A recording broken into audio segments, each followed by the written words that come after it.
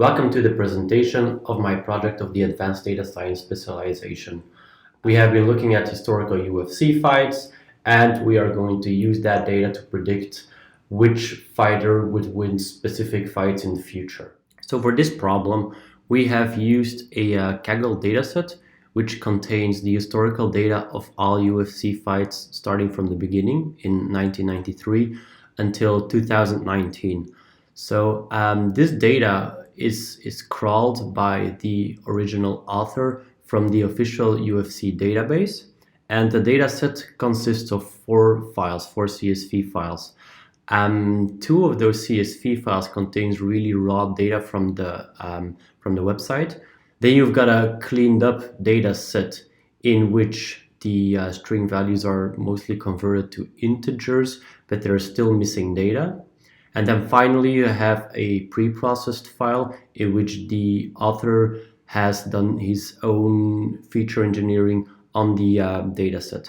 We have chosen to work from the data CSV file, in which the most of the really raw data has been converted to integers, or at least workable data, but in which no feature engineering has been done because we want to do our own. In this data science project, we are not using any streaming analytics.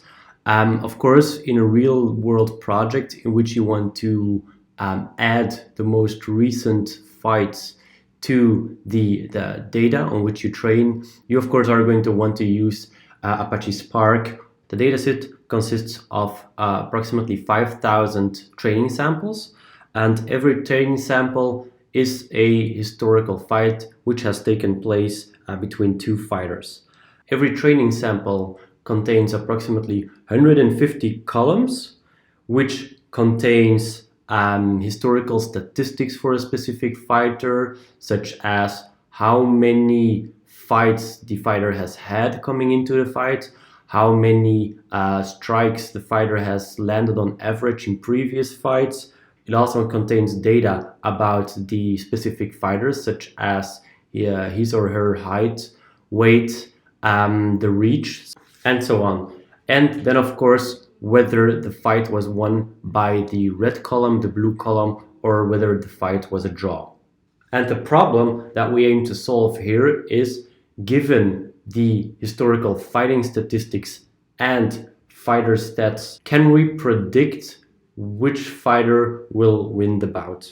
We have two main data products. First data product, which is probably most meaningful for the stakeholders, is that we built a web app in which you can select two fighters and the application will try to predict which fighter will win the bout. So here you see what the web application looks like. Here you have a list of all the fighters. So let's try to predict a fight which has just taken place between Conor McGregor and Donald Cerrone. And for the people who like UFC, you probably know that Conor McGregor won that fight. So let's see whether our application predicts it correctly. And indeed, we see that after the classification has taken place, the predicted winner is Conor McGregor. In addition to that, we have two gists that we published, which contains the data scientific work that we do, in which you can see all the results. Our data source is a Kaggle dataset, a CSV file that we're using for reading the data, because we are definitely not dealing with big data here. We are using the most versatile solution, which is to read the CSV files into Panda data frames and then doing the data processing based on those Panda data frames. We have experimented with a few so-called shallow classification algorithms. And for those algorithms, we have used the scikit-learn library. And for the deep learning part, we have been working with Keras. First of all, when looking at the data set, we have 150 columns. So when we would just report statistics like histograms and so on about those 150 columns, the result would be quite difficult to interpret. That's why we are more interested in seeing which features have the highest correlation with a fighter winning or losing a bout. The first box contains positive correlations, which constitute that you might win a fight, and then negative correlations, which would indicate that you would lose a fight. And when you look at these correlations, although the correlations are not really pronounced, you see that a positive reach, so a higher reach, has a positive impact on your chances of winning. You see a few statistics that are correlated with increased chances of winning a UFC match. As a negative correlation, it's very interesting that the amount of losses, even though that the amount of wins does not show up in the positive correlation column, at least not significantly, the amount of losses does show up as the biggest negative correlation with the opportunity of winning. And then as a negative correlation, there are also a few opponent statistics, and those say that when the fighter has dealt with a lot of significant strikes by previous opponents, that his chances of winning this bout become significantly lower. Even though our data source is relatively nicely processed already, there is some pre-processing that we can do. There still are missing values within the data set, and those missing values generally are missing values for when a fighter has never fought within the UFC before. There are still some categorical attributes, such as, of course, the final label, who won, so red corner, blue corner, or whether it was a draw, fighter stance, which we will encode to integer values, so that, for example, logistic regression can deal with it. Then we standardize and normalize the data, and we do some feature engineering. Firstly, by trying to create new features based on domain knowledge, which we will explain later, and to use a subset of columns for training.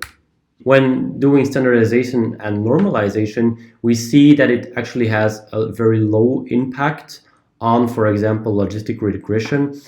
Within our data set, this is quite logical because most statistics are between 0 and 100. There are several ways to deal with missing values. Firstly, you can fill in missing values by zeros, but of course that introduces a significant bias because it will imply, for example, that a fighter historically has not been able to land any punch. So it's more logical that we would fill in the missing values with a mean of the other rows, so that it's just a very average fighter. The second technique to deal with missing values is to drop all the rows which contain missing values. However, when we compare performance, so dropping all the rows with missing values reduces the amount of training samples from 5,000 to approximately 4,000, and we see that it quite negatively impacts performance. Then doing some feature engineering, at the top left, you see the result for classification, which takes into account all features. And at the bottom right, we have selected the top 10 correlated features that we have shown before. And we only train our classifier based on that data because that data seems to be a more meaningful predictor for fighting success. And there we see that although some algorithms do not really seem to do a lot with the data, a support vector machine, a linear support vector machine, does improve performance when only selecting the top 10 correlated features, but especially random forests seem to really benefit from having high quality data and doing their predictions based on that. And actually, random forest, the result that you see at the bottom, it's the best result that we got on this data set. Then we are trying to introduce domain knowledge. So firstly, the real ratio between wins and losses, the current win streak or loss streak, the reach advantage of one fighter over another. Same for height advantage, age advantage. Weight advantage is not so important because most fighters really try to max their weight division. And then the time spent during the last fight. However, when looking at the correlations, it seems that we have not really introduced really meaningful correlations. So the efficiency is how quickly the fighter was able to end fights. Height advantage matters. Reach advantage matters most, but the win ratio is also a decent correlation. And then we see when we try to classify this data based on only the top 10 correlated features in the data set and the top 10 features in the data set plus the domain knowledge, that there is no impact on the classification accuracy. So this might imply that the either the classifier already learns those features that we created manually itself, or that the features are not good enough to have a meaningful impact. And then in the end, when we look at the insights, the best model seems to be a random forest classifier with the given hyperparameters. We have learned these hyperparameters by doing a grid search. For the deep learning architecture, we got the best results when running our algorithms for 40 epochs. The network architecture was 10 neurons in the first layer and 1 neuron in the last layer to give a yes/no decision, and a L2 kernel regularization of 0.1, which was necessary to avoid overfitting. Individual fights actually make up a time series. So that's why we also tried to reformulate our problem as a time series. So we first sorted all the data based firstly on the fighter and then on the date. What we used was a stateful long short-term memory network with a time step of 1, so that you only use the last fight in order to predict the current fight. But the results are, as you can see, not that good yet.